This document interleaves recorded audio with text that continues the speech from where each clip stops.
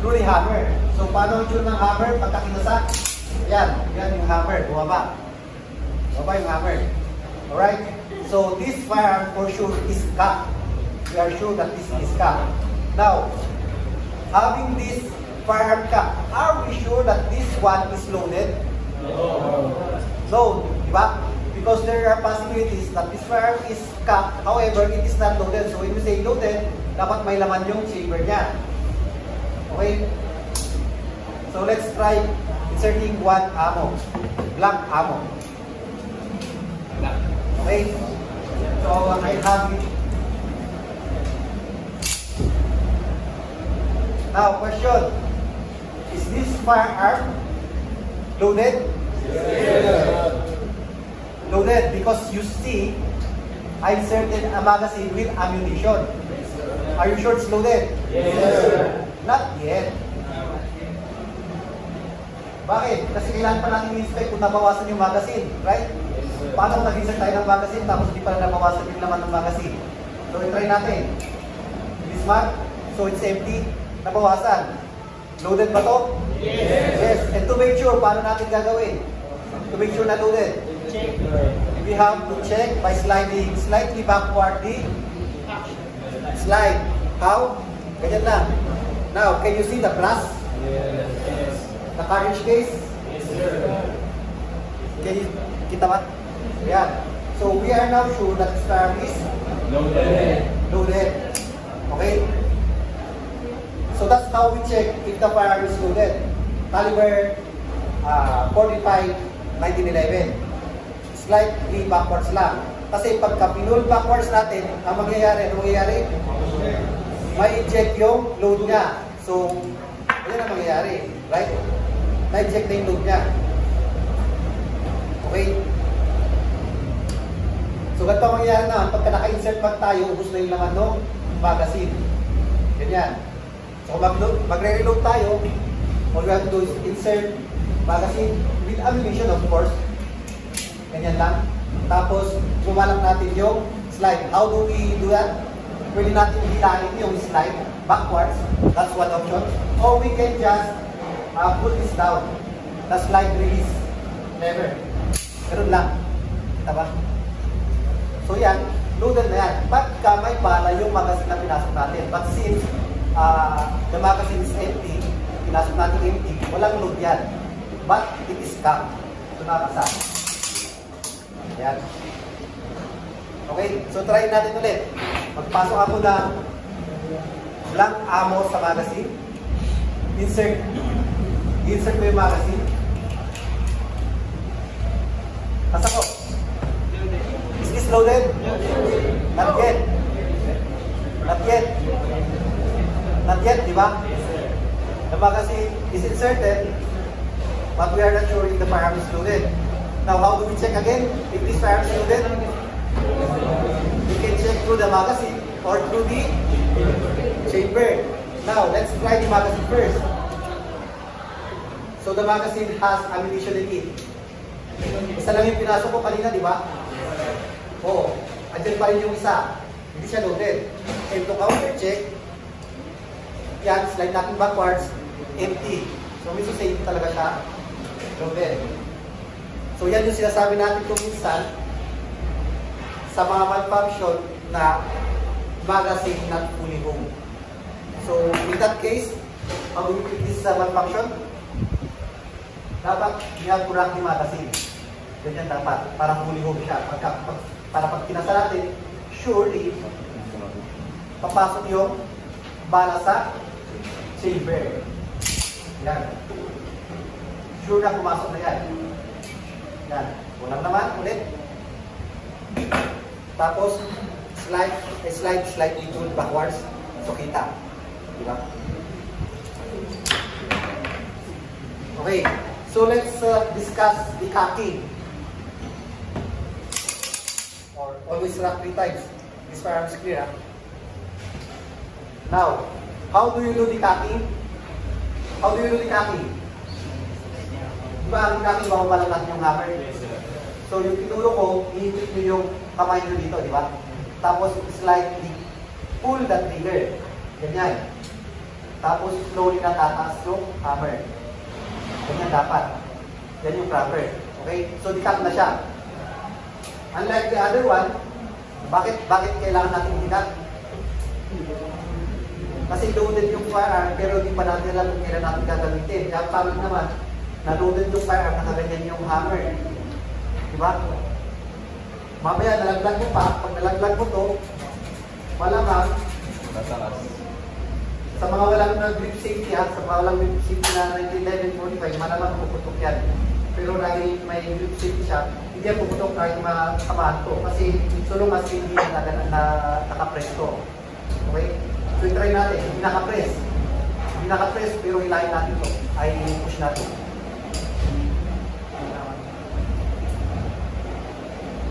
Hindi puputok. O kaya ito na lang, hilahin natin yung trigger pero hindi nakapress to. Puputok hindi. Hindi puputok, di ba? Mabigat. Pero, sina diferensya, kita ba dyan? Okay yan na. Hindi puputok kasi hindi siya nakapress.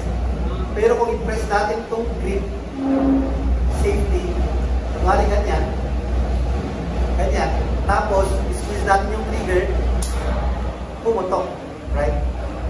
So, yan yun. So, balik tayo sa decacking. Bakit? Anong importance ng decacking? Dahil gusto nating mag-load, ready for fire, pero hindi pa natin alam kung kailan tayo pumutok. Kaya mag-decact muna tayo. Yan. So, loaded na yan, for example. Loaded na yan, decact natin. So, means to say, may naman yung chamber niya. Pero yung hammer, nakaangat na. So, ngayon, may kalaban. Ano na lang gagawin mo? Kung may kalaban, you have to fire back immediately. Ano na lang gagawin mo? Ano na lang kulang? Ano na lang kulang? Tap na lang, di ba? So, hindi mo pwedeng i-pull yung trigger ka agad. Bakit? Kasi nakalubay yung trigger mo. So, kailangan mo i-cut. Ganun lang. Ngayon, the problem is, kailangan mo ba magkasa ito? Hindi na. Kakasa ka lang pagka walang laman yung chamber. May laman yung chamber. Ang gagawin mo lang, cut mo lang. Ilahin mo lang ito. Hammer. Yan. So, with our ammunition, tumari, meron, kulang natin yung trigger. Ito. Now, let's talk about the safety mechanism of 1911 caliber 45. In this firearm, how many safety mechanism do we have? Ilan ang safety mechanism ito? Can you raise your hand? Gusto manghula? Nakakalam? Isa, dalawa, tatlo. Sige, ikaw na lang. Asan yung tatlo? O nakita nyo na yung isa, di ba? The grip safety. O asan pa yung dalawa na tatlo sinabi mo? Asan pa? 12. Asan na idea? O ikaw, asan? Ito? Ha? Yung lever? Asan? Ito? Ito? Ito? Ito mismo?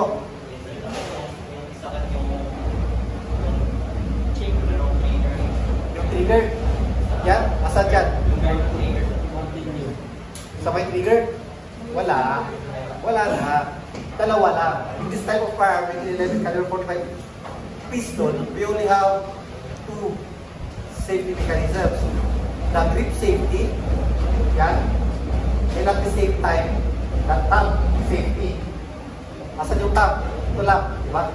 So, pagka nakakasayan, pagka sinafety natin, yakit lang natin yan, di ba? Yan, pag nakaangat to, nakita nyo ba? Yes, sir. Ito lang, yan, yakit lang natin yan.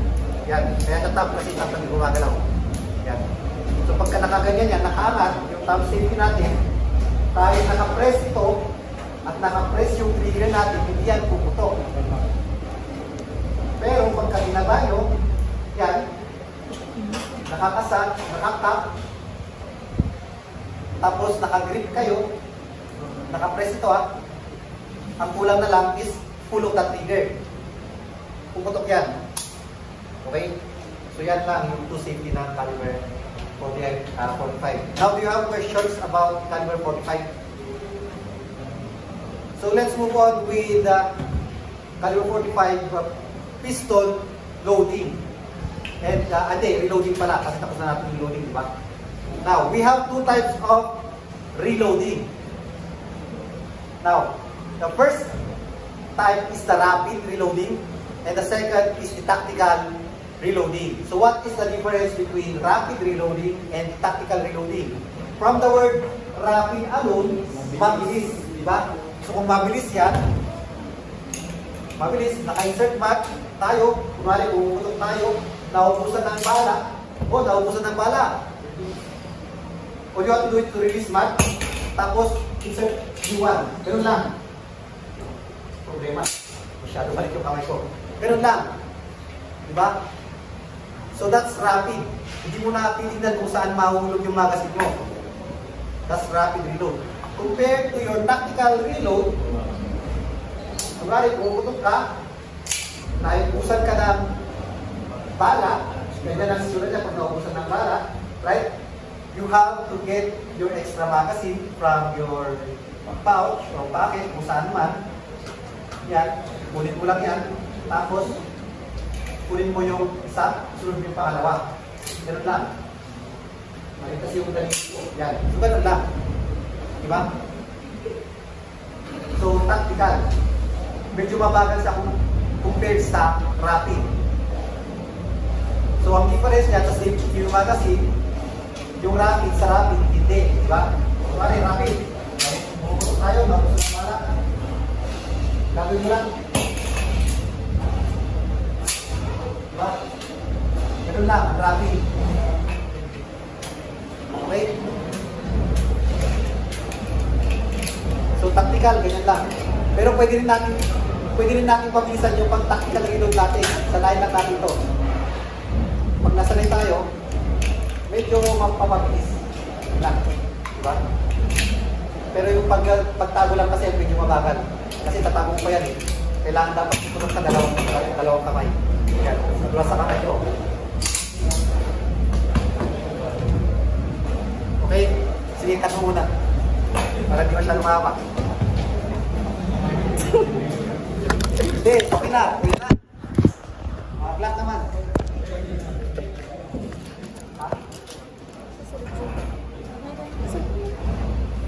Pag nahulog, hindi nababangking yung magazine.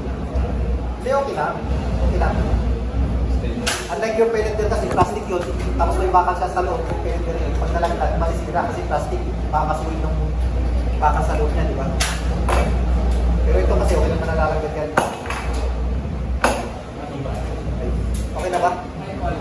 So let's proceed with Glock 17.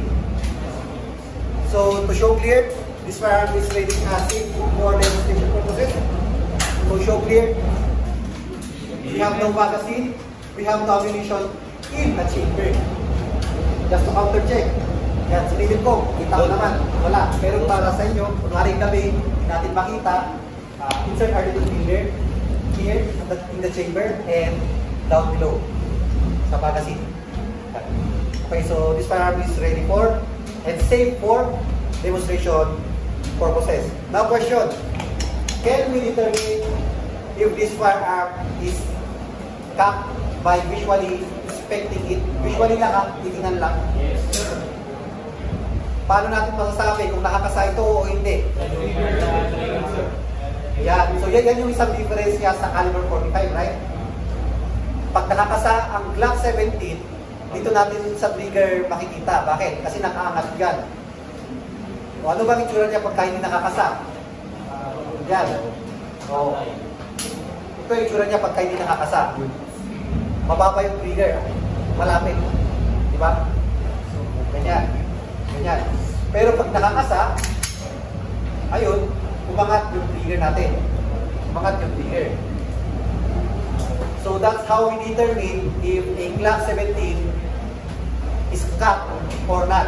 Unlike your caliber 45, sa hammer nyo makikita. Diba? Sa hammer. So cocked, pag nakababa yung hammer, hindi naman pagka nakababa, nakakat naman pagka hindi. So yan. Okay. So, do we use the term decock? Can we use the word decock in Glock 17? Pwede ba tayong mag-decock dito sa Glock 17? No, we cannot use the term decock in Glock 17 kasi wala siyang hammer.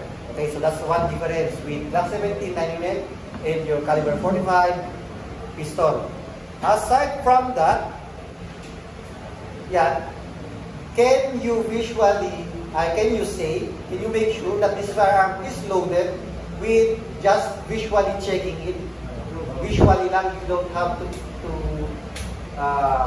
touch anything. Hindi, di ba? So, same with your caliber 45, you still have to slide backwards the slide backwards. Kaya kaganyan din. So, ito, in this case, walang laman. Kasi hindi tayo nag-insert mag. Tapos, wala nga insert mag. Yan. So, okay. Aside from that, is through the magazine. So, kung alam natin yung laman ng magazine na pinasok natin, tapos pumasa tayo, i-check natin yung magazine ng Glock 17. Yung Glock 17, by the way, yung magazine ng Glock 17, meron siyang indicator sa likod. Check mo. Yan. Ngayon, paano natin malalaman kung ilan ang laman ng Glock 17? Meron siyang indicator. 17 ang maximum na laman yan. Pero kung kakasa ka pa, huwag mong lalagyan ng 16. Huwag mong lalagyan ng 17. Dapat 16 lang. Para may space pa atras. Kasi kung 17, full na yan. So, applikan mo lang ng 17 na load ng Glock 17 pagka backward yung slide. Yan. So, saka mo pwede ilagyan ng 17 full. Kasi hindi ka na mag-full backward ito. Pwede mo mag Pero kung ang problema, kunwari naubusan ka ng magazine, kakasa ka pa. 16 lang dapat. Huwag mo lalagyan ng 17. Kasi kung 17 yan, hindi mo ito makikita. Pag pinilit mo, masisira. Either the magazine or the firearm. So, dapat 17 lang kung kakasa ka pa. Pero kung nakaganyan, pwede yung 17 na laman dito. So, insert mo lang 17 ay yung magazine containing 17 ammos, tapos release mo lang yung slide. Loaded na yan. Okay. Okay. So, how do we inspect if this Glock 17 is loaded? Let's try one blank ammo again. So, one blank ammo inserted in the magazine. The magazine inserted in the firearm. Yan. So, load natin. Now, so is this firearm cocked? Yes. How do you say so? Because of that trigger. Yan. So, nakakat yung trigger. That's correct. Now, how do we check if this firearm is loaded? So, we can slide backward the slide or slightly slide backward the slide. Yan. So, mayroon. Kita mo ba? So, yan. Kita niyo ba? Mayroon bang laman? Yes, sir. Yan. So, we are sure that this firearm is loaded. Aside from that, what we are checking is through the magazine, verifying from the magazine. So, kung nabawasan ng isa, loaded yan. So, kung kunwari, nung nag-insert mag ka, 15, naka-indicator sa 15, umabot yung brass color sa 15, tapos nag-release mag ka, naging 14 na, nabawasan ng isa, loaded na yan. So, pwede hindi ka na mag-verify dito. But always, to be sure, dito kayo mag-verify sa chamber. Yan. Same is true, pagka hinila natin full backwards, i-check yan. I-check yan. Now, one problem with firearm malfunction during firing, kunwari wala yung bala. Kung minsan nakaka-encounter tayo ng ganitong malfunction sa firing, wala lang yung bala, pero yung shell. Kumbaga, shell not properly ejected. Now, how do you cure this malfunction? Paano nyo cure yung malfunction na to? Ha? Rack? Pwede tap lang. Kung hindi, mostly, ganyan na lang, upwards. So, yun lang. Okay? So, yun lang. Tapos pwede na yan. Ayun, pagka pinulo yung trigger, hindi pa pumutok, so kailangan yung mag-rack. Pero for sure, pumutok to. Kasi nag-backwards naman siya eh. Medyo mostly lang, hindi lang siya bumalik. So pumasa siya. Ayun, pumasa. Ayun lang. Now, do you have questions with our discussion, brief discussion on loading? Reloading pala. So how do we reload in Glock 17? How do we reload Glock 17? Same is true. We still have two types of loading and reloading. In all types of firearm, applicable yan. Hindi lang sa pistol, except revolver. Pwede rin sa rifle yan. Yung rapid at saka tactical. So pagka sa Glock 17, rapid pa rin pagka mabilis. Kunwari, naubusan ng bala. So, rapid reload. All you have to do is release the magazine. Insert new one. Tapos, ganun lang. Diba? Rapid. Pero ang tactical reload, pareho lang din sa pinakita natin kanina. So, pareho lang din kanina. So, naubusan ng bala. Yan, naubusan ng bala. Kuha ng magazine from the pocket or pouch. Yan. Release mag. Insert new one. Tapos, release the slide. Ganun lang. Tapos, pumutok ka ulit. Naubusan ng bala. Ganyan ulit ang itsura. Release mag. Insert new one. Tapos, keep your empty magazine in your pocket or in your pouch. Yan. Tapos release mag, putok ka ulit. Naubusan ulit ng bala. Kasa, naubusan ng bala, dukot from your pocket, your extra magazine. Diba? So release mag, change with the new one. Tapos release slide. And at the same time, you have inserted to your pocket the magazine. So, yan yung tactical reload. Same is true with our rifles. Ganun din ang rifle. Tactical or rapid reload. So, do you have questions, ladies and gentlemen? Okay, thank you. Sige, isa pa ito, paano pa? Late ka nagtanong. Ayan, ito, late ka nagtanong. Ano daw ang safety ng Glock? Oo ka naman. Hindi nyo kasi tinanong mas para. So, ilan ang safety ng Glock 17? Ilan ang safety nito? Ilan ang Glock? Ilan ang safety ng Glock? Isa, asan yun? Ayan, sa trigger lang. Sa trigger lang ang safety ng Glock. Kumbaga, asan sa trigger? Ito mismo, di ba yung trigger? Yung maliit lang dito sa may trigger na nakaangat. So, ito yung safety niya lang. So, means to say, yan, ito siya.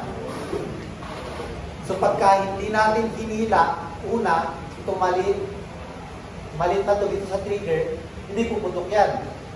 Pero pagka pinasok natin yung trigger natin dito, at hihilahin natin, talagang natural, puputok talaga yan. So, in short, wala siya, kumbaga drop safety lang siya. Drop safety lang. So when we say drop safety, yung kahit na-loaded yung baril, tapos nalaglag, ganyan, yan, putok. Diba? So yan yung drop safety na sinasabi. Unlike other firearm, walang drop safety. Kung bakit natin nasabi walang drop safety, kasi pag nalaglag, tapos tumama, yung walang putok kasi at least may protection siya. Diba? Pero yung iba, walang protection yan. So pag nalaglag to, tumama yung hammer sa sahig o maski anong matigas, puputok. So yan yung drop safety na sinasabi. Yung drop safety, yung pwedeng malaglag yung baril na hindi puputok. So ito, drop safety lang siya. Pero pagka intention mo talagang iputok to, so long as hindi lang mo yung trigger, puputok talaga yan. Diba? So gusto say, drop safety lang to. Yan. So pag napuputok talaga tayo, hilahin talaga natin yung trigger. Ito yung maliit ng dito sa may gitna ng trigger. Yan lang. Yan lang safety niya. So means to say, pag hilahin natin itong trigger na hindi nahihila, yung maliit, yan, hindi natin yan mahihila. Kailangan mahila muna yung maliit dito sa may trigger. Ito. Diba? Yan. Now, we also have one difference with Glock 17 and hindi ko lang po sure kung may S-lock ba ito. Parang wala. Walang S-lock to. Walang S-lock yung 45. Yung Glock 17 meron. When we say S-lock kasi, ito yung parang half clutch sa sasakyan, kumbaga. So, kumbaga, pag kinasa mo, pinutok mo, yan. Yan. Hanapin mo lang yung, pakiramdaman mo lang yung S-lock. So, means to say, yung pinakamaliit, ay yung pinaka-mighty na distance from here, nai-release mo siya, tapos makakarinig ka ng tick sound. So pag narinig mo yung tick sound, means to say, pwede mo nang itigil doon yung pag-pull mo ng trigger, loaded na yon. Tapos from that, pupunta yung distance lang yung pag-hilamin ng trigger, pupunta pa rin yan. Unlike yung full na i-release mo yung trigger, di ba? Ganyan. Tapos full release mo yung trigger.